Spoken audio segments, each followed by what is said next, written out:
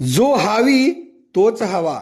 महापालिका निवडणुकीत अमोल शिंदेविरुद्ध आमदार देवेंद्र कोठे आणि पालकमंत्री यांच्यातील संघर्ष, शब्दयुद्ध आणि अमोल बापूंचे थेट आरोप यामुळे राजकीय वातावरण तापल्याचे आपण पाहिलेच आहे. विशेष म्हणजे सुस्पष्ट बहुमत असतानाही भाजपाला पहिलीच सभा तहकूब करावी लागल्याने अनेक प्रश्न उपस्थित केले जात आहेत. बहुमत असतानाही निर्णय प्रक्रिया का अडखळते की अंतर्गत मतभेदांचा हा परिणाम आहे, अशी ही चर्चा होताना दिसत आहे. दरम्यान अमोल बापू आज मितीस तरी पालकमंत्र्यांसह भाजपाचे कट्टर राजकीय विरोधक मानले जात असताना आमदार सचिनदादा कल्याण शेट्टींकडून अमोल बापूंचा सत्कार नव्या राजकीय दिशांकडे अंगुली निर्देश करणारा ठरत आहे.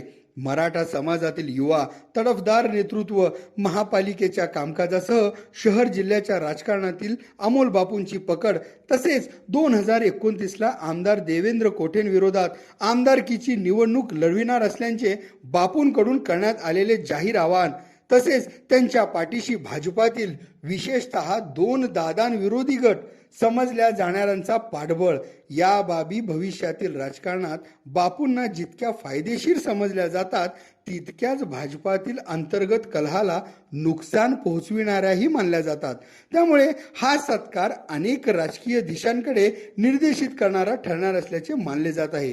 त्यामुळे एकीकडे बहुमताची सत्ता, परंतु त्याचबरोबर अंतर्गत संघर्ष, यातून भाजपाला मार्ग काढण्याचे आव्हान असताना समोर अमोल बापूंसारख्या राजकीय मल्लाशीही कुस्ती करावी लागणार असल्याने अमोल बापूंचा आमदार सचिनदादांकडून करण्यात आलेला सत्कार येणाऱ्या काळात या राजकारणाला कोणत्या दिशेकडे घेऊन जाणार याकडे सर्वांचे लक्ष लागले आहे.